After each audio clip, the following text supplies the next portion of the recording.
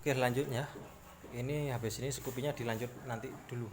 Karena ini tadi orangnya mau cepat-cepat bepergian. Nah, di sini motor ini masalahnya apa? Di sini ada Jupiter ya. Nah, di sini ada Jupiter. Ini kendalanya hilang setrum, ya, hilang setrum. Dimana ini sebenarnya penyakitnya ini sudah ketemu, namun kita coba edukasi ya. Kita buat videonya cepat-cepat saja ya. Oke, kita sediakan tes pen. Yes. Pertama, kalau kita kehilangan setrum, kena kasus kehilangan setrum itu kita cek dulu. Nah, intinya itu setrumnya nggak ada gitu orangnya. Nggak apa-apa, kita cek lagi. Oke. Sebentar kok. Ya.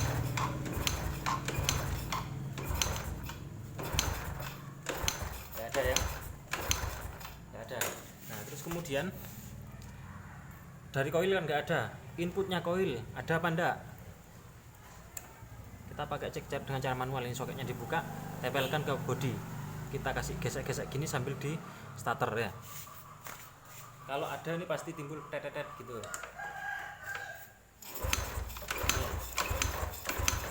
Nggak ada juga.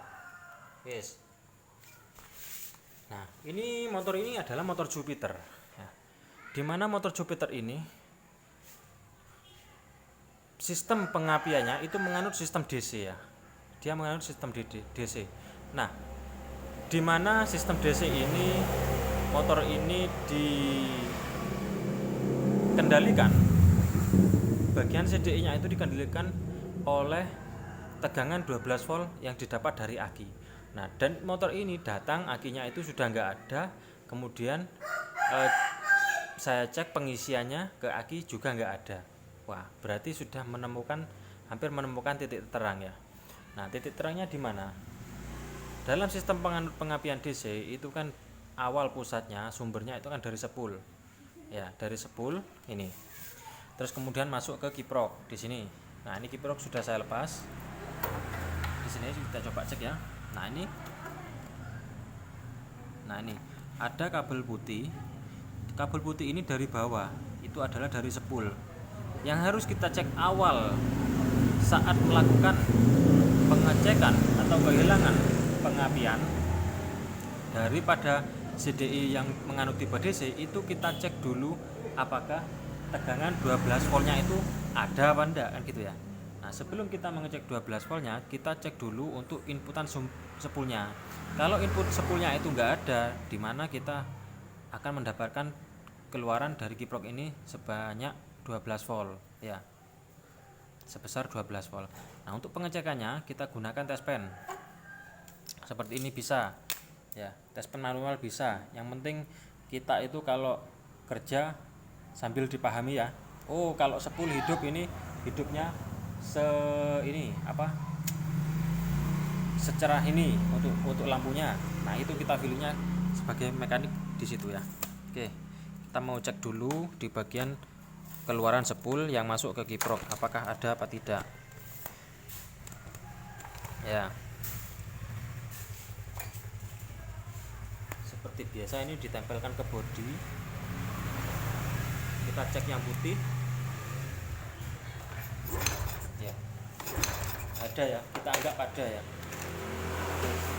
kita anggap ada nih. Ya, ada ya, kita anggap ada di sini. Input spool ada. Kita coba cek keluaran spool yang menuju suplai pengisian itu warna merah. Cek. Ya. Ternyata nggak ada. Ternyata nggak ada ya. Nah, di sini kita sudah hampir mematahkan sebuah permasalahan, di mana outputan kiprok di sini yang kabel berwarna merah atau menuju ke aki pengisian itu tidak ada. Nah, sekarang apakah kita langsung ganti kiprok ini atau tidaknya? Kalau saya bisa saja langsung memvonis karena saya punya cadangannya ya, punya bahannya. Cuman kalau kita nggak punya bahannya, itu kan yang menjadi repotnya. Kita masih awam untuk cara kerjanya. Nah, gini saja, carikan aki ya, carikan aki punya motori sampean atau motori siapa, atau kalau punya aki kerja itu ya, kalau bengkel itu harus punya, kalau menurut saya itu hukumnya itu harus punya aki kerja seperti ini, yaitu untuk mempercepat kita melakukan ini pengerjaan dalam mencari masalah ya. Yes. Kita cek di sini. Ya. Ini kan kabel aki. Nah, ini sengaja saya lepas karena ini kabelnya bermasalah. Kita cek dari sini yang dari kiprok ini kabel merah ya. Ini kelihatan ya soketnya. Nah, ini. Nah, di sini kita tancapkan positif aki. Kemudian rangkanya negatif di sini. Nah, ini kan sudah hidup ya. Untuk ininya. Untuk apa namanya? Tes pennya ini sudah hidup. Berarti kan menandakan bahwasanya kalau jalur pengisian di sini itu tidak putus yang menuju ke aki.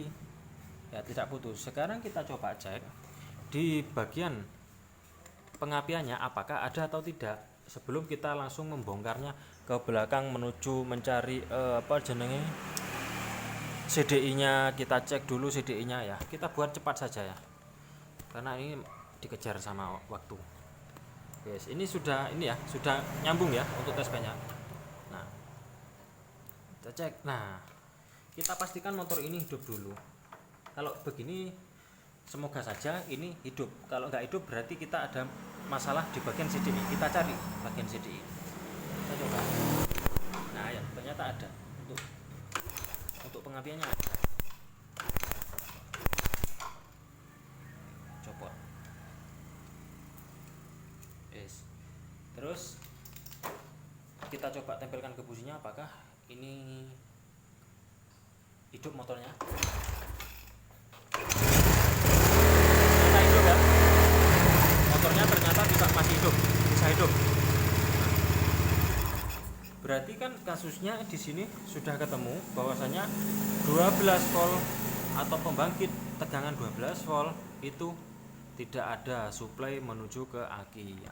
Kalau ke aki, kalau suplai 12 voltnya kiprok itu enggak ada, yang pasti jalur kontak kemudian CDI itu tidak dapat 12 volt ya, karena CDI itu di belakang itu 12 voltnya didapat dari outputan kontak, sedangkan inputan kontak di sini itu didapat dari keluaran kiprok 12 volt kemudian dicabang ke aki untuk melakukan proses pengisian. Nah, jadi begitu untuk sistem kerjanya, untuk jalurnya begitu. Nah, sekarang kita langsung saja berani atau kita belikan untuk kiproknya. Kebetulan di sini tadi orangnya itu saya kasih saran kalau kelasnya Yamaha ini ya, kelasnya Yamaha itu kan soketnya yang aslinya hijau ya. Itu biasa di sini saya pakai mereknya ini atau punya Vario 110. Biasa orang sini menyebutkan itu Vario mentok gitu ya. Nah, Vario lama atau Vario yang pertama itu kodenya KVB. Nah, di sini untuk harganya ini sekitar 125.000. Nah, kalau begini, kalau pakai kiprok begini itu saya berani jamin dan saya berani menggaransi. Paling enggak itu kita garansi selama 3 minggu sampai 1 bulan untuk pemakaian kiprok yang ori seperti ini atau kiprok yang asli Honda. Nah, terus berikutnya dengan catatan ini kan akinya nggak ada ya, akinya ini nggak ada. Kenapa umur kiprok itu ini lama cepat? Ini kan kelihatannya masih baru ya, sekalian kita review juga ya. Nah, ini dulu pernah ganti sebenarnya ya, di sini juga pernah ganti ya. Kalau dikira-kira umurnya itu sekitar 3 bulanan lah ya, sekitar segitu, sekitar 3 bulanan, dan ini mendapatkan harga sekitar 45.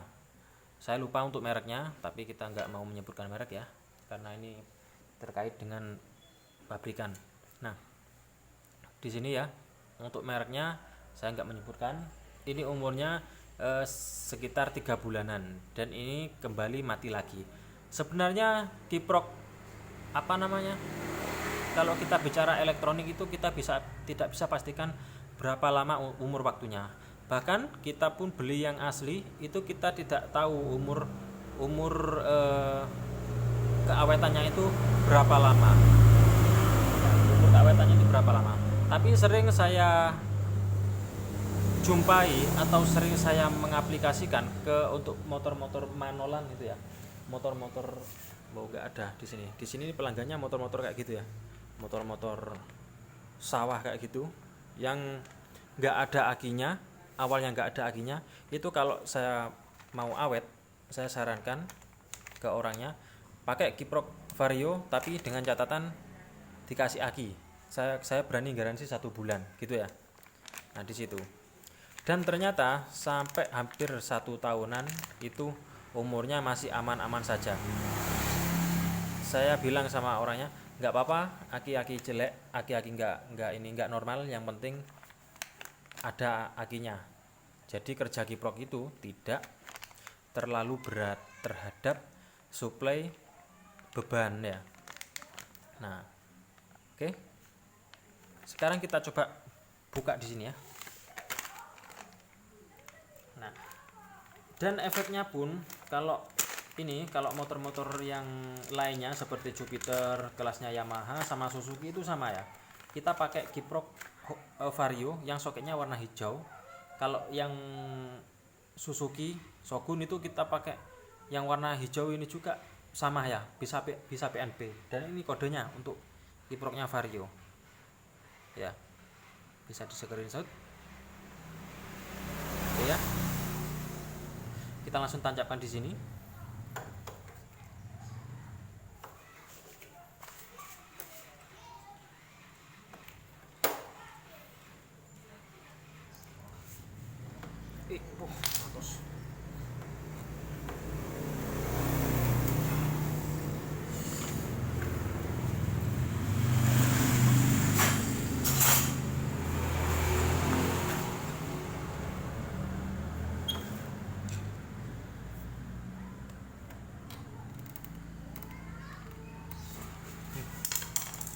Terus. Atau jangan-jangan ini ya gosong ya di dalam, kita nggak tahu ya.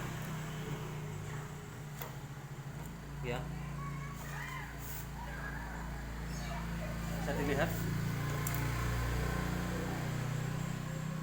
nggak bisa kelihatan dalamannya. Sayang ya, nggak bisa kelihatan. Nah itu kelihatan bagian sisi kiri, coba amati ya, melonyot dia, melonyot. Ini dikarenakan beban kiprok ini terlalu keras, atau juga di sini mereknya itu yang KW, sehingga kiprok ini meleleh seperti itu dalamannya. Itu ya kelihatannya yang bagian kiri. Nah, kalau kita bicara elektronik keawetan itu memang ini ya, memang nggak bisa dipastikan.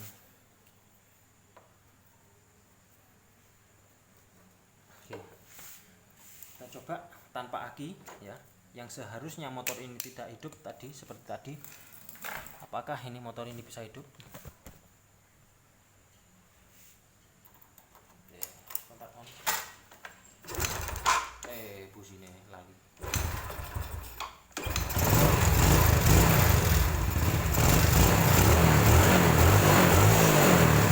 Oke ya. Jadi seperti itu untuk permasalahannya. Sudah ketemu, sudah fix, kita tinggal rapikan. Nah, ingat ya, bagi teman-teman semuanya itu kalau dimanapun motor apapun, kalau akinya itu nggak ada, nggak dipakai aki, memang bisa awalnya ya, awal itu bisa, tapi kita lama kelamaan kita itu nggak tahu apakah kiprok ini mampu bertahan dengan beban yang ada di motor ini atau tidak ya. Bebannya ini kan selain CDI, terus netral, lampu-lampu netral, lasting, bel, bahkan juga ya. Nah kan di situ bebannya. Makanya usahakan meskipun pakai kiprok yang asli, aki itu harus tetap ada. Meskipun aki itu kondisinya lemah ya. Artinya itu kondisi itu sudah tidak bisa menyimpan gitu ya. Sudah tidak bisa menyimpan tegangan, kecuali kalau sel putus. Kalau putus dalam kan artinya main sama flash di sini sudah ini sudah satru deh, sudah apa, sudah tidak connect, itu percuma.